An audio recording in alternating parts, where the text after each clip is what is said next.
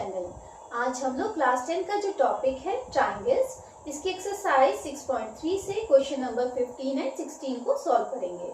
तो चलिए देखते हैं क्वेश्चन 15 में क्या गिवन है।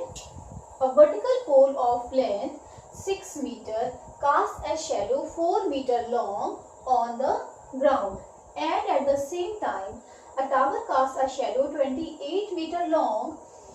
Find the height of the tower. Okay, यानी कि ए बी हम लोग को एक पोल गिवन है जिसकी लेंथ कितनी है, हाइट कितनी है, 6 मीटर है। ये पोल है ए बी जो है पोल को शो कर रहा है, इसकी हाइट 6 मीटर है और जो इसकी शेडो बन रही है वो 4 मीटर की है। यानी कि बी सी जो है उसकी शेडो है पोल की और जो कि लेंथ, इसकी लेंथ कितनी है शेडो की, 4 मीटर है।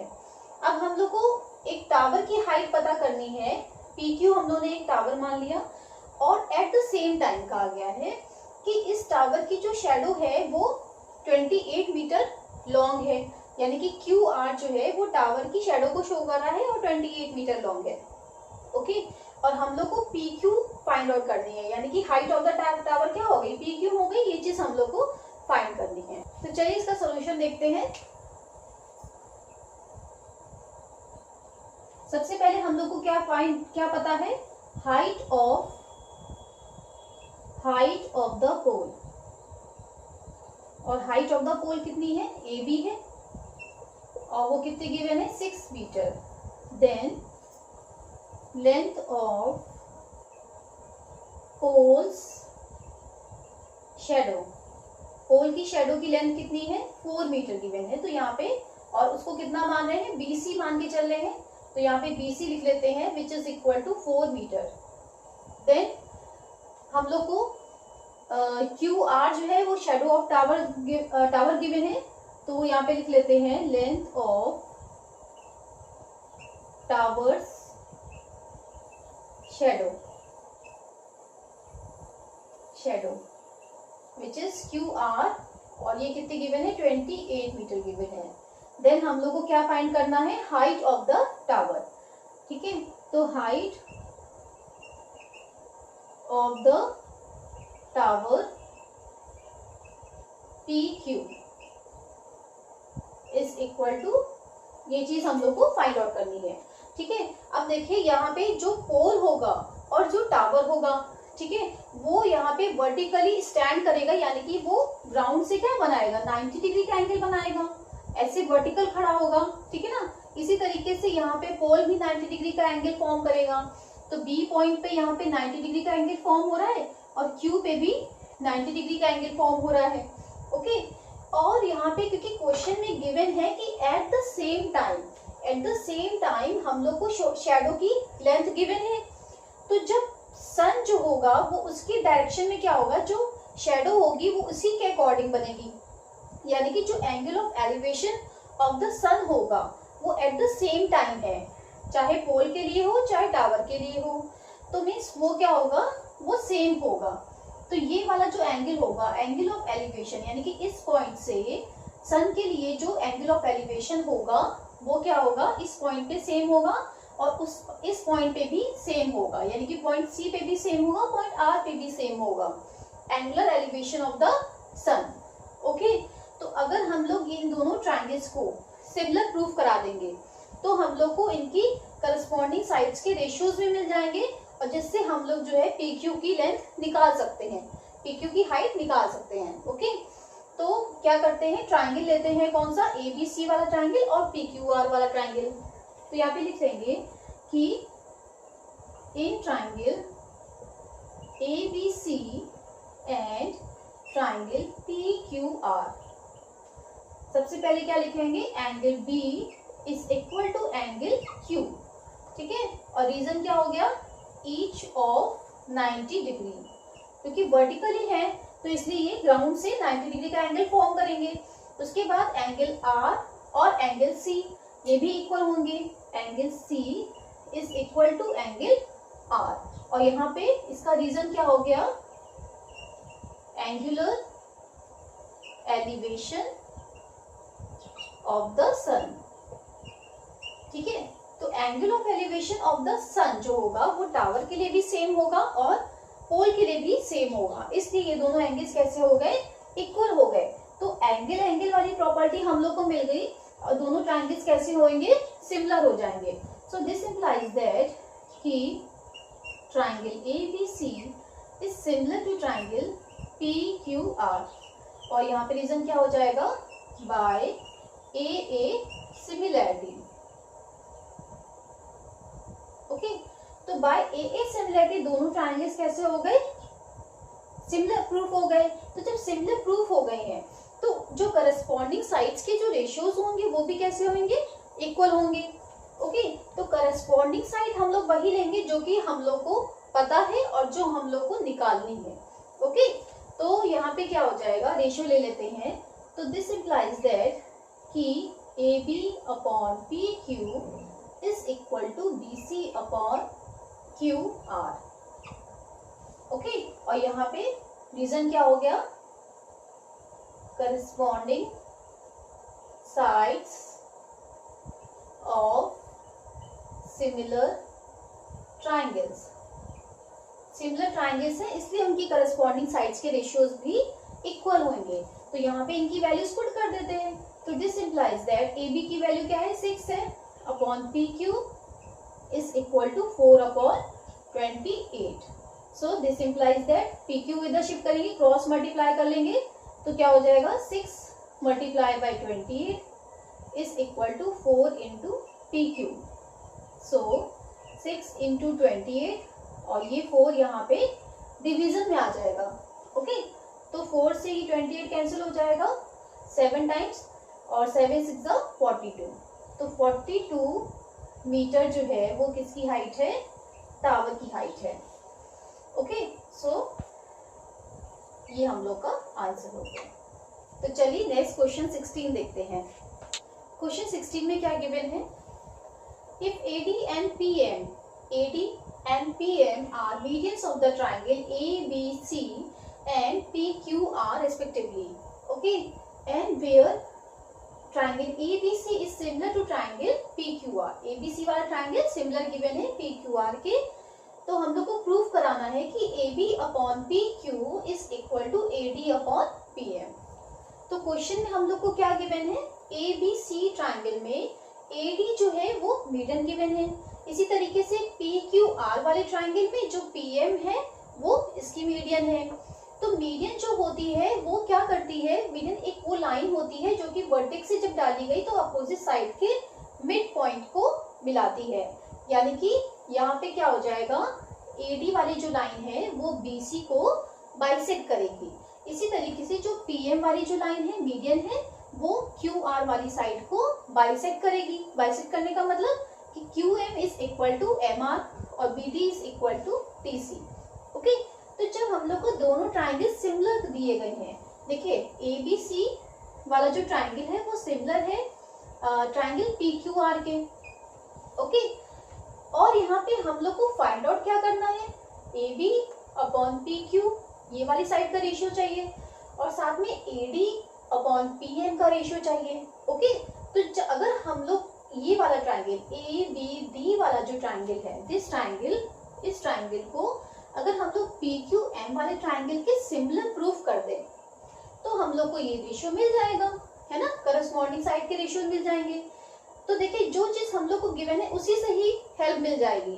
क्या मिलेगी, देखिए कि जब ये सिमिलर गिवन है तो इसका मतलब इस ट्राइंगल की तीनों साइड्स के रेशियोज जो होंगे वो भी कैसे होंगे, इक्वल होंगे. और जो एंगल्स होंगे, करस्पॉन्डिंग एंगल्स होंगे वो भी आपस में इक्वल होंगे. ओके, तो इससे हम लोग को काफी कुछ हेल्प मिलेगी. तो चलिए सबसे पहले गिवन लिख लेते हैं. इसमें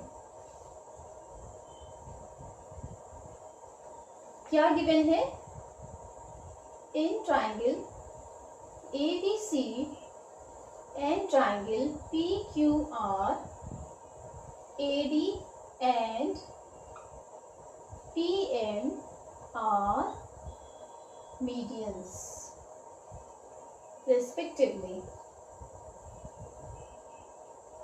ओके, और साथ में ही क्या गिवन है कि triangle ABC is similar to triangle PQR. Okay, तो प्रूफ क्या कराना है, टू प्रूव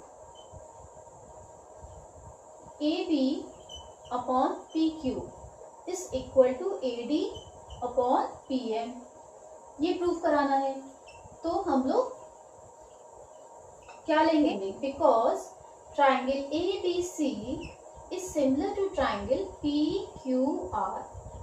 क्यों कहा हम लोगों ने, because this is given in the question में ही ये गिवन है। तो जब ये दोनों ट्राइंगल सिमिलर है तो हम लोग कह सकते हैं कि करस्पॉन्डिंग साइड्स के रेशियोज भी इक्वल है। तो यहाँ पे लिख सकते हैं कि this implies that AB upon PQ is equal to BC upon QR is equal to AC upon PR। Okay, ये तीनों रेशियोज इक्वल होंगे। और यहाँ पे इसका रीजन लिख देते हैं, करस्पॉन्डिंग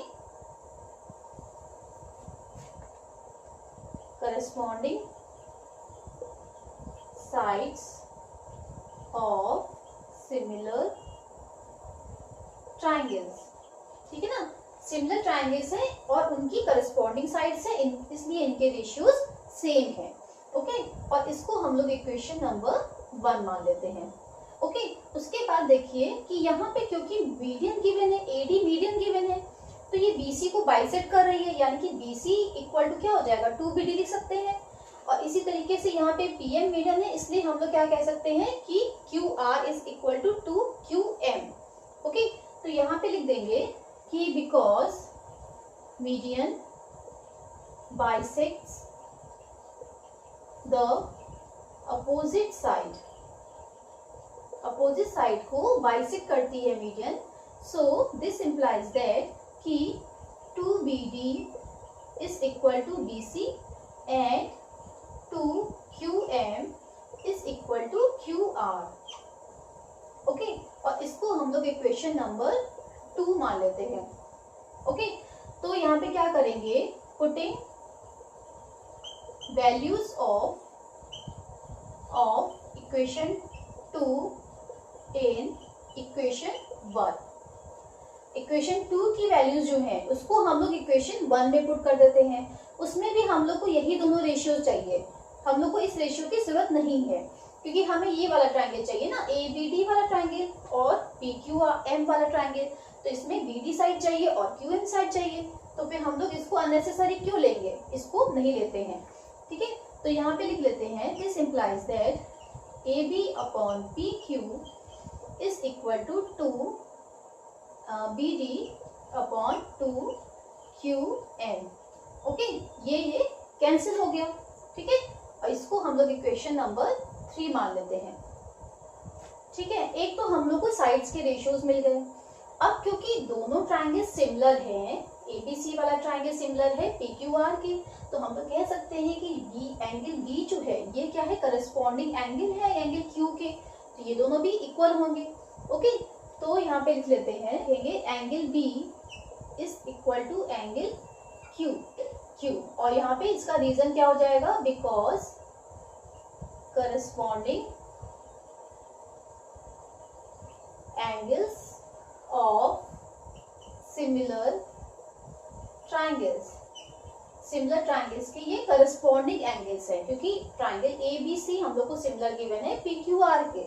ओके, और इसको हम लोग इक्वेशन नंबर 4 मान लेते हैं। ये हम लोग की इक्वेशन नंबर 4 हो गई। अब हम लोग बहुत ही आसानी से ट्राइंगल ABD को PQM के सिमिलर प्रूफ कर देंगे। ठीक है ना, क्योंकि साइड्स के रेशियोज भी हम लोग को मिल गए और बीच वाला ये एंगल भी हम लोग को मिल गया। ठीक है, तो लिख लेते हैं,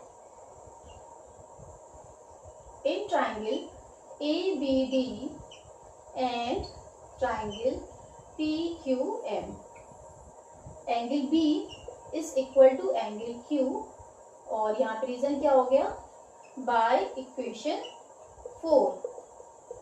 ओके, और साथ में ही AB upon PQ is equal to BD upon QM। Okay, AB upon PQ याली साइड मिल गई, याली, और BD अपॉन QM वाली साइड मिल गई हम लोग को। ओके, और यहाँ पे रीजन क्या हो जाएगा, बाय इक्वेशन 3। इक्वेशन 3 हम लोगों ने ये चीज प्रूफ कराई है। सो दिस इंप्लाइज दैट कि triangle ABD is similar to triangle PQM। Okay, दोनों ट्राइंगल्स सिमिलर प्रूफ हो गए। ABD वाला ट्राइंगल PQM के सिमिलर प्रूफ हो गया। SAS similarity. ओके, तो यहाँ पे लिख देंगे बाय SAS सिमिलैरिटी। तो जब दोनों ट्राइंगल सिमिलर प्रूफ हो गए हैं तो करस्पॉन्डिंग साइड्स के जो रेशियोज होंगे वो भी इक्वल होंगे। ओके, तो यहाँ पे करस्पॉन्डिंग साइड्स हम लोग को कौन कौन सी लेनी है? AB upon PQ is equal to AD upon PM। ये रेशियोज कैसे हो गए? इक्वल हो गए, और यही चीज हम लोग को प्रूफ करानी थी। ठीक है, तो ये यहाँ पे रीजन क्या हो गया? Corresponding sides of similar triangles। Okay, similar triangle की करस्पॉन्डिंग साइड्स हैं, इसलिए इनके रेशियोज भी कैसे हैं? इक्वल है। तो ये चीज हम लोग की प्रूफ हो गई, हेंस प्रूव्ड। आई होप ये दोनों ही क्वेश्चंस आपको समझ में आए होंगे। अगर मेरी वीडियो पसंद आई है तो इसको लाइक और सब्सक्राइब करना मत भूलिएगा। See you in the next video. Till then, bye bye.